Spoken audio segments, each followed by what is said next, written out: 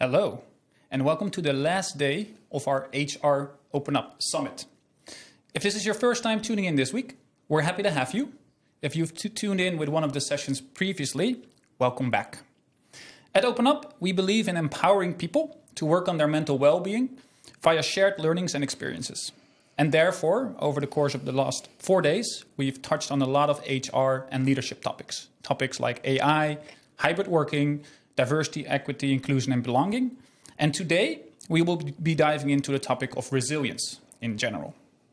We aim to inspire you today on how to stay mentally fit in your everyday life.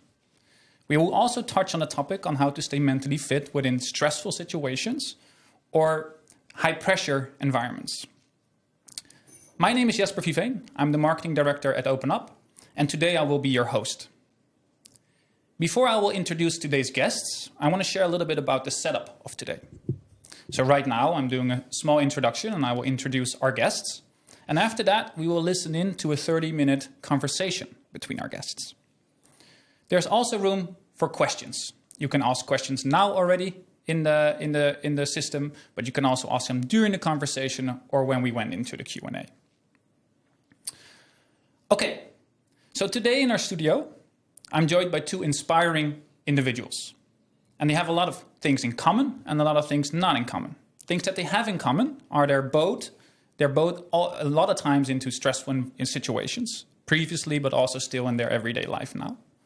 They're both prize winners, but in their very own way. And they're both health professionals. One, a medical doctor, the other, a healthcare psychologist.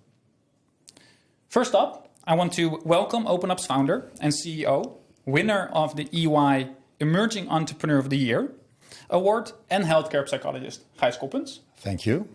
And secondly, I want to welcome Epke Zonderland, gymnast, world champion, European champion, Olympic gold medalist, and what a lot of people might not know, maybe a lot do know, but also medical doctor.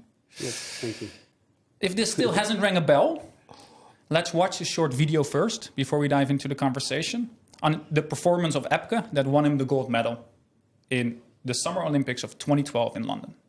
De komende minuut gaat het leven van Epke Zonderland veranderen. Wij zitten op het puntje van onze stoel. En hij gaat aan de rekstok. In gemengde greep, zoals we dat van hem gewend zijn. Gaat omhoog. Ja. Doet het endo spreiden met een hele draai naar ellegreep. Prima. Dan de halve draai. Nu komt het. Nu komt het. De 3 combinaties. Daar is de eerste. En de tweede. En de derde. Jawel! Hij heeft het geflikt. 3 vluchtelementen op rij. En er ontstaat een enorme euforie hier. Dan de anderhalve draai naar ellegreep. Maar het is nog niet klaar. Het is nog niet gedaan. Dit is belangrijk nu wat nu komt. De salto. De K-door 2. Kan hij doorgaan? Ja, hij kan doorgaan. Hij heeft wat iets getraagd, maar hij gaat door. En hij doet zijn hele oefening hoor. Hij gaat voor 7-9. Dan de halve draai. Dan moet nog de kwast komen. En dan is alles beslissend. Nu de afsprong. De afsprong. Dubbel salto. De flying Dutchman. En hij staat. Hij staat. Het is ongekend. Epke Zonderland heeft hier de oefening van zijn leven geturnd. Hij staat en hij heeft iedereen en ik sta ook. Ik ga helemaal uit het dak. Het is ongelooflijk wat Epke Zonderland hier laat zien. Well, I hope that gives a better image of who we have in the studio today. I don't know about you, but to me it always gives goosebumps if I see this video. I'm very excited to listen into this conversation. I want to again welcome you to ask questions, and I will be back with you in approximately 30 minutes to jump into some questions from the audience. But for now, enjoy the conversation between Gijs Koppens and Epke Zonderland. Thank you, Jesper. Very warm welcome, Epke. It's really honored to be here. Indeed, we have won one prize, but it's incomparable to the international prizes that you have won. So I feel also humbled that you're here. Let's start with that amazing video of your performance at the Olympics. Yeah. In psychology, we always say there's the thinking, there's the feeling, and there's the doing in life. And the doing is very visible. Yeah. But the thinking and the feeling is less visible. Mm-hmm. What were you thinking? What were you feeling? How does that work if you are up to such a performance at such a high international platform? How does that work? Well, of course, the pressure was really high at the Olympics. I knew that if I would hit my routine, that I had a good chance to become Olympic champion. My experience during my career was that when I visualize my routine, then I get less distracted about negative things, which can influence me negatively. So that's the thinking is think about my routine, and I visualize it from the start to finish all the time. So that helps me to stay relaxed. Of course, I feel a little bit stress and tension, but it's okay. And feeling is so important because I think gymnastics is almost 90% feeling. Yeah. All the things that you do, it's so fast and quick, so you need a lot of practice. So I think 90% is a kind of a feeling, and 10% you have to think about timing, your technique, the execution that is tight and stuff. But I think the biggest part is a feeling. Yeah. I really like the description also of routine. So you did it so often that it's kind of a memory in the muscles what to do. Exactly. And the thinking is only 10%. Yes. And then before that performance, you visualize the performance, you visualize the routines. Yeah. And is there then a moment that you really start? When is that moment that you start in that exercise? I think the moment that I start my routine, so I groet to the judges, that I start, and from that moment I look at the bar and I am not thinking about the visualization, but about the routine which is coming. And I think at that, then you're so in the moment that distraction, maybe things in the audience, that someone is shouting. Okay, you can hear it, but it goes in and it goes out. You're so focused on the routine, and you have to live in the moment. So after those 3 releases that were successful, you want to scream and shout like, yeah, I did it. But you know that you need to stay focused, because with the simplest skill, you can make a mistake. So that's the challenge, to stay in the moment and think about all the technique and to finish your routine. Yeah. I understand. We are a platform for mental well-being. We started our conversation. We are now touching upon, I would say, already mental well-being in a way. What was mental well-being an important theme for you in your top sports career? Maybe I didn't realize it during a big part of my career, but especially the last years, then you realize that you have certain patterns, things you do, and an important thing was that you feel really good, before a competition, but also just before every practice. You want to get the most out of it. So I realized that that it was important when I start my training, that I'm in a good mood. So the last hour before practice, I did nothing, because I have to train and I have to study and stuff. But that hour was free, and I tried to relax and think about what I wanted to do in the training, and get a nice cup of coffee, some good music, and just to prepare for the competition. I think that's has to do more with your mental well-being than like physical well-being. Yeah. Wow, that's really a great insight. So it was also about knowing how to relax, basically. It was also knowing how to concentrate, how to be focused. Yeah. You also talk about discipline, because that's a big part. That's a big part, isn't it? Yes. Yeah. How does that work for you? Discipline, being disciplined. Well, you know that to become the best version of yourself, I think that was my main goal. That you have to do everything correct, and of course, you don't always know what's the best thing to do. But if you believe in something, you have to. It's important that you do it, and just because you trust in the process. But also it helped me a lot that when I was on a competition, that I knew that I did everything I could. And when something goes wrong, I can be peaceful with that, because I did the best I could.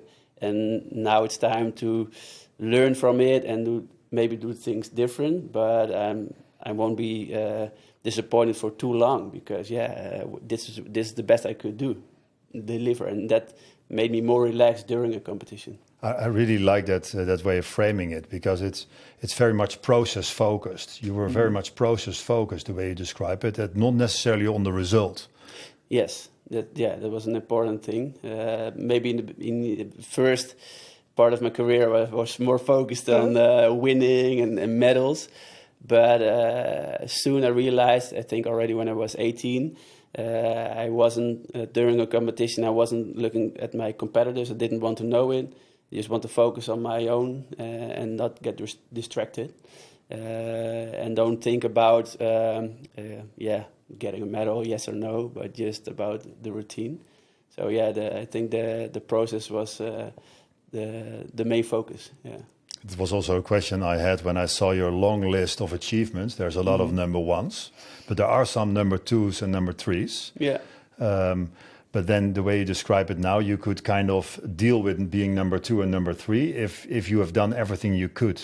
Yes, yeah, and like you say, it felt as a process, towards maybe the Olympics, or I don't know, something else in the future, what will come. And I also made choices, and I remember before the 2012 Olympics, on the Europeans, I want to try the 3 releases in a row, because it was something new for me. And I already wanted to try it in the qualification, although I knew it wasn't necessary to go to the finals. And because when I would hit it in the qualification and in the final, I had 2 moments, to practice before the Olympics. So then in the qualification, I made a mistake, and everybody was saying, "Oh, what did you do? Why did you do the 3? It wasn't necessary." But for me, it was a really important learning moment, because at the moment I knew that my grip wasn't good, and I had to do everything what I could on the Olympics to make it right, and my coach did it. He did everything to make the grip right, and you have like 30 seconds. After the jury say, okay, you're ready to do your routine, to hang on the bar, and if you're too late, you get, disqualified, basically. Well, less points. Yeah, less points. So I think I had like 0 seconds left, because my coach was preparing the bar. But it was, those moments at that moment, the progress was more important than, the result at the Europeans itself. So, yeah. I'm an entrepreneur, so I started OpenUp, and a lot of entrepreneurs that I talk to, they talk about being independent, being autonomous. But the more we grow, the more I realize we are dependent. We're dependent on each other, on the colleagues, on the people that use the platform. So there's a lot of dependencies, I would say, when you build a company. The way you describe your performance, it's part of being a closed system with yourself in a way, very concentrated, very, having that good feeling, know how to do your routine. But was it also a bit of an open system? Were there dependencies for you in that process? Yes, definitely they were. I had a whole team around me, my coach, also medically, mental coach, but also, my wife and my family. They're all really important for your performance, So you're dependent on your team, and I tried to be as less as dependent as I could be, but it's that the team around you, you cannot do it without them. Yeah, I can echo that. And were there also sometimes frictions in the team that you kind of needed to become a manager in a way, or that you needed to make an intervention to get the team to the position there where you wanted the team to be, if you know what I mean? Did you sometimes struggle with that team to make it right? Yeah, in a general way, it was there weren't big problems, but one quite difficult part in my career. I had a coach which started training me when I was 5, 6, but eventually I felt like it was hard to get to the next level. Eventually there was a coach from England, a coach from Japan who also helped me, but eventually there was a different coach which I already knew, but he had like a different strategy. He was really like making programs and analyze my training programs and my competition. How can we do things better? And I think at that moment that was helping me to get to the next level. So I think that was a big change in my career, and also a difficult one. But eventually, I think it helped me to make the next step. And how did you realize that you needed to switch basically from coaches? Because that coach you had already since you were young. Yeah. So you're loyal, you're not used to anything else. So there must have been a moment that you realized I need to change this.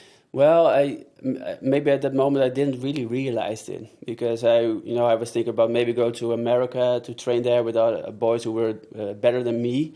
And I didn't really choose to stop with my coach and get a new one, but it happened, because of different circumstances. And then at that moment it was really scary, because without a coach, and who's going to coach me now?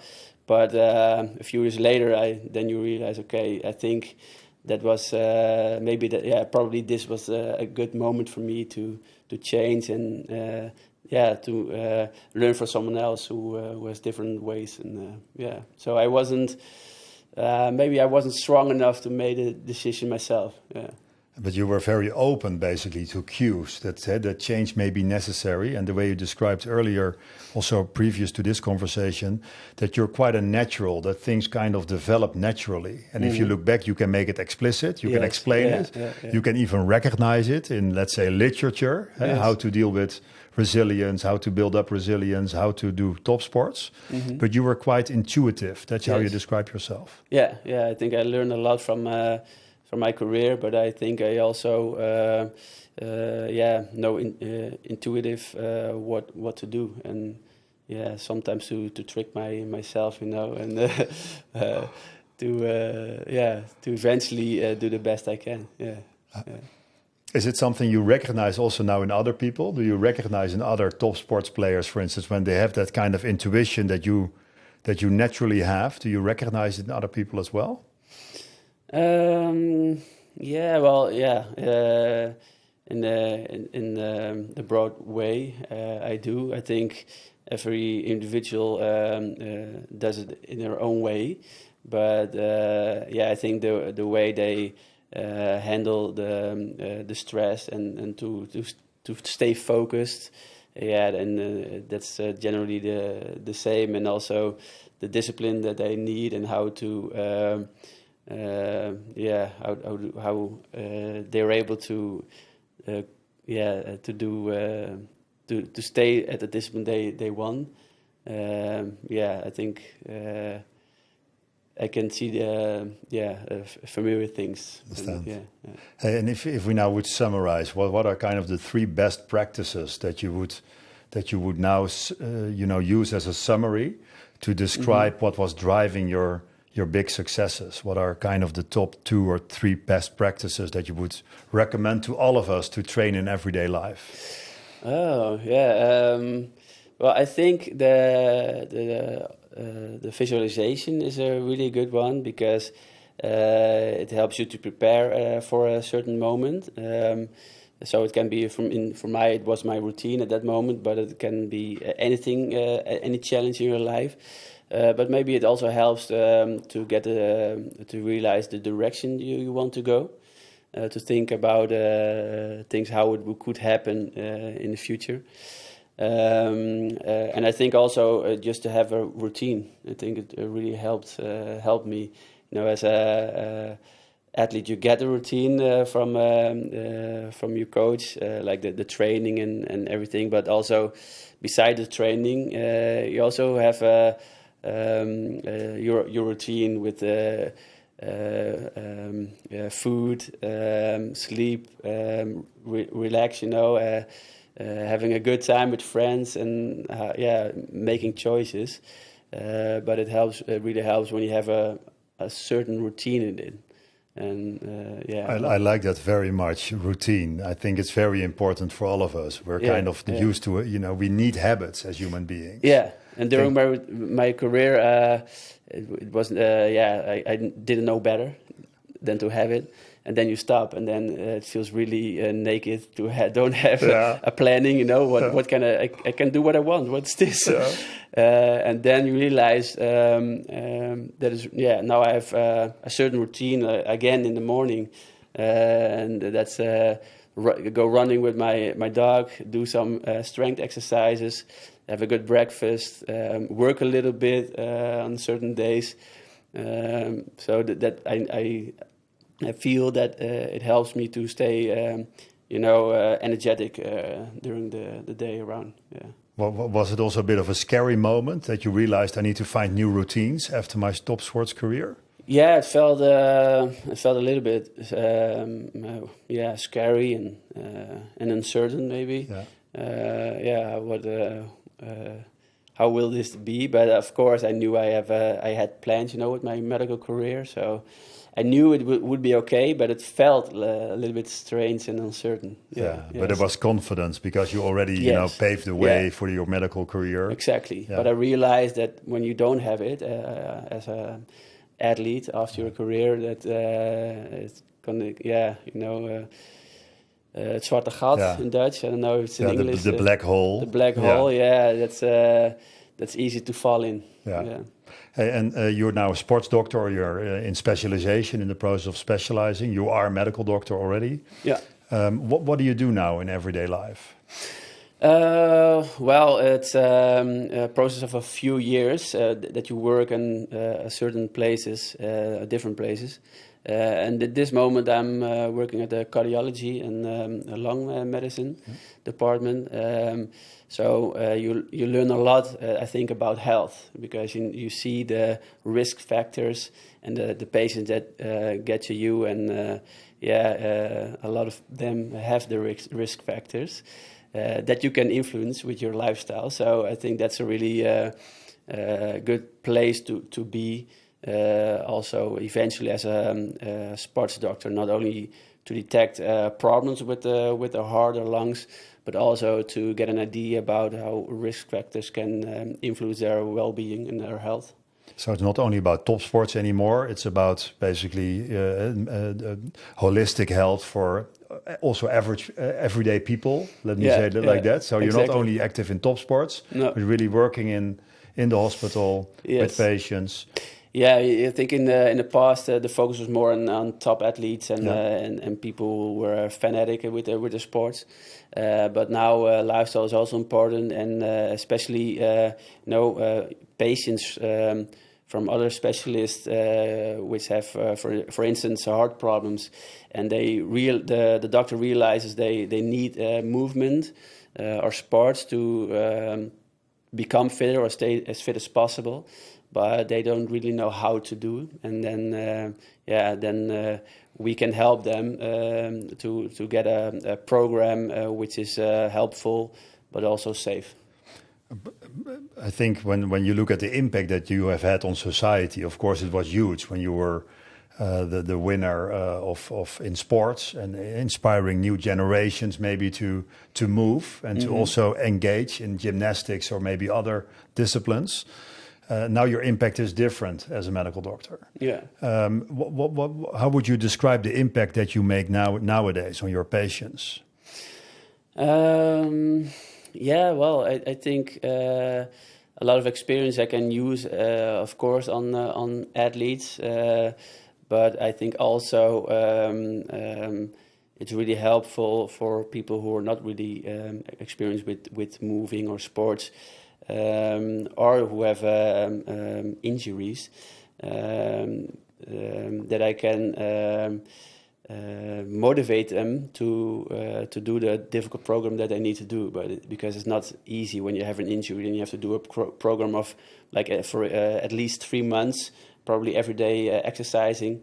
It's quite hard. It's a challenge, and I think to get motivated, that's a really important thing. If they're not motivated, there won't be any result.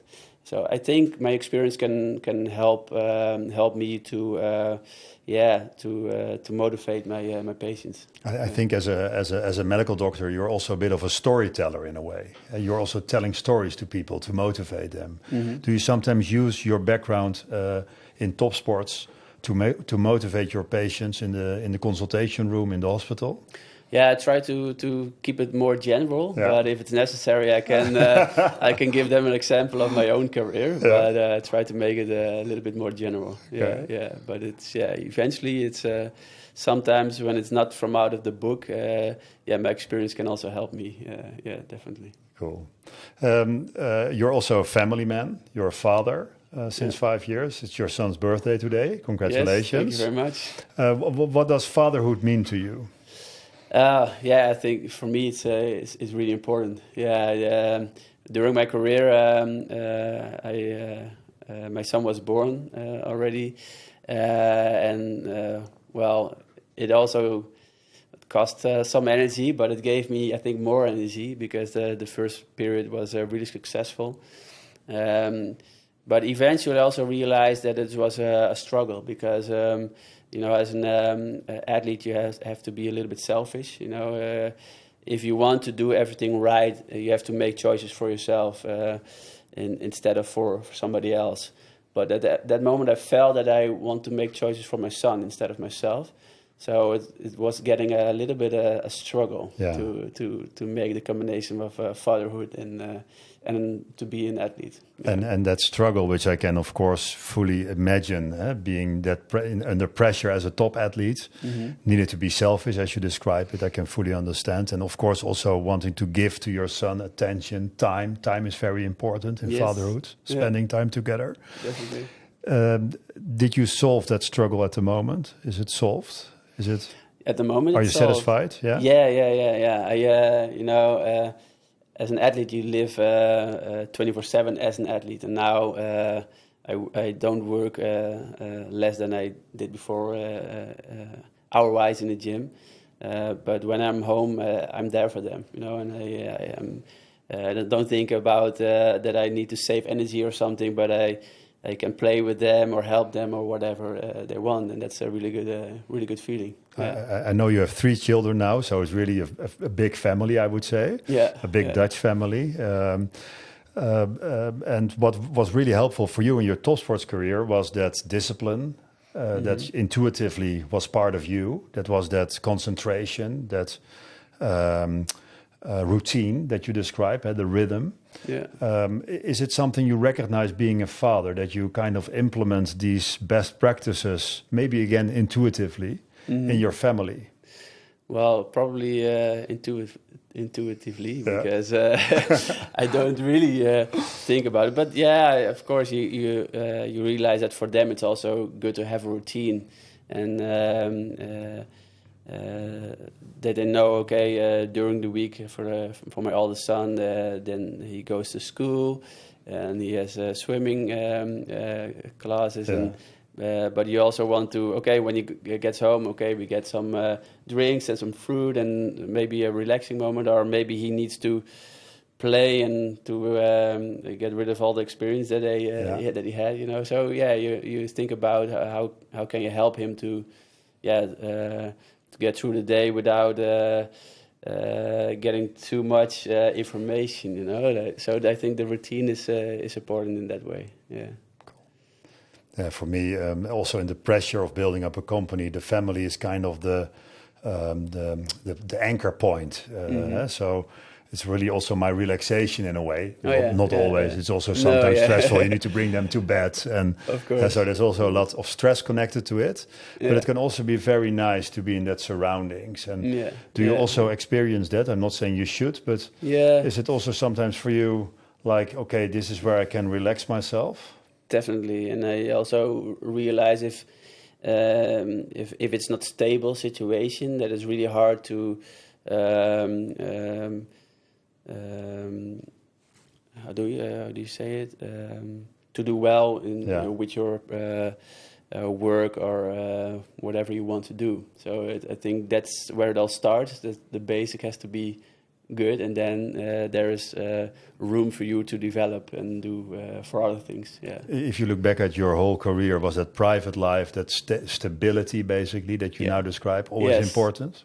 Really important. Yeah, I think I had a really stable home situation with my parents, and that they really knew how to motivate us and they wanted to do everything for us which was necessary without giving us the pressure. Because when I was young, I also realized that my parents had to bring us to the practice all the time, to go to competitions, and I felt that for them it was also really important that I did well.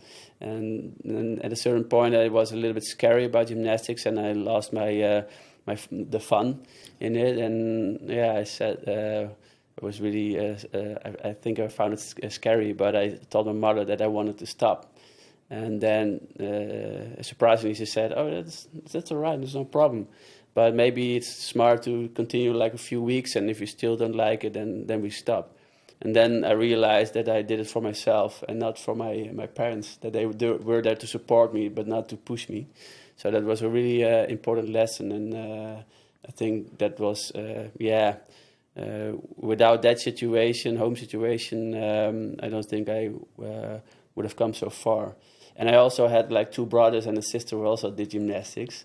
So that also helped that we did it with us all, and that you're not the only one who does like top athletics. That makes it more difficult, I think. They talk a lot about pressure and gymnastics. It's also sometimes in the news.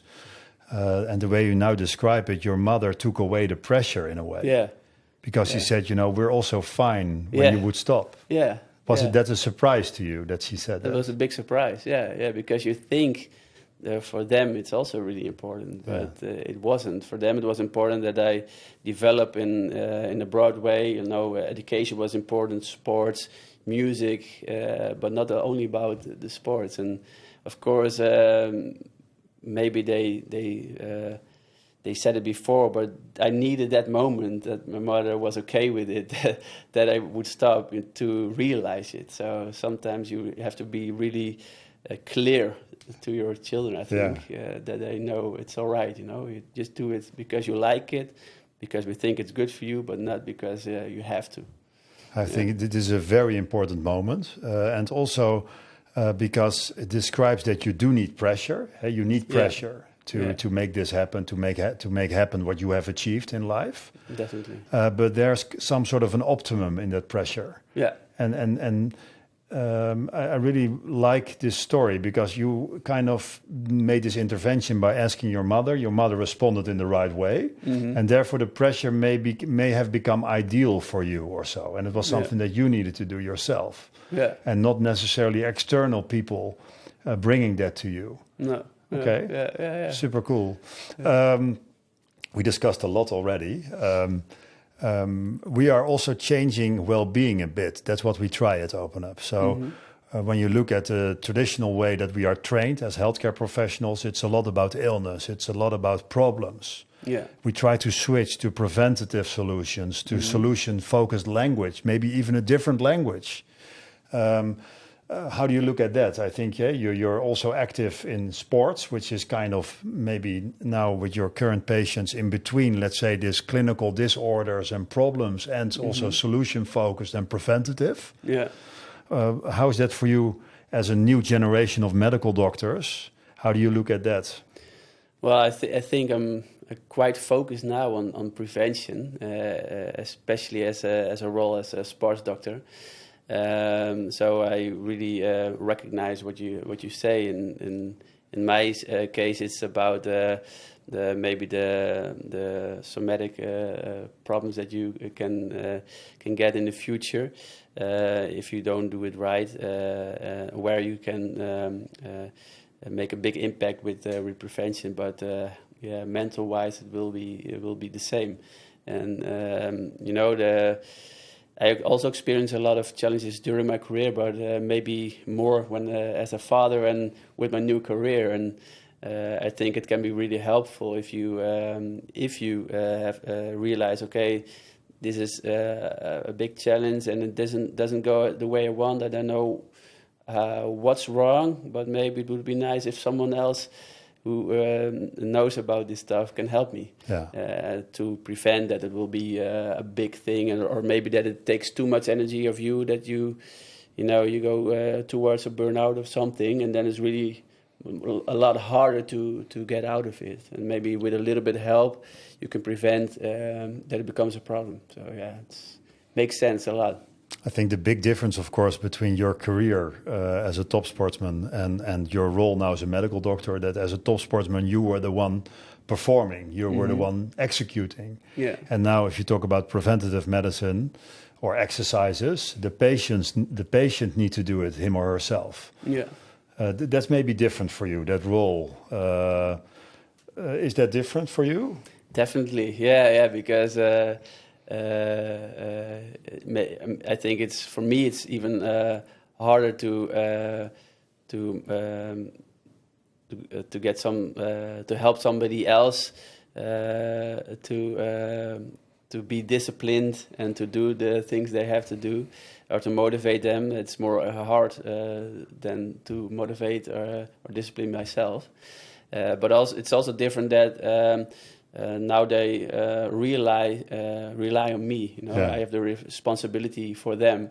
That's a really big difference to be responsible only for yourself. Because I know maybe my coach will be disappointed if I don't do well, but most of I will be the most. The most affected yourself, basically. Yes, exactly. Yeah. And now, you're responsible for someone else. So it feels to give maybe a little bit more pressure. I think one of the final questions that pop up when we have this inspiring conversation is that visualization that you used in gymnastics. Do you still use that visualization in everyday practice as a medical doctor, or when you look at the future, when you think about the future, do you still have dreams or visions or routines that you see? Yeah, well, there are different things. When a physical examination, for instance, it's not as easy as you think, because you need a lot of practice to do it well, to be able to make conclusions from it. So that also helps to visualize how you have to do it and in a correct way. But also, if you have a presentation, it's also helpful to think about what you're going to say, how will it look like, and just to be prepared. And if it goes different than you thought, that you thought about different situations or protocols that can happen. So I think you're better prepared if you make use of visualization. That's my experience. Super cool.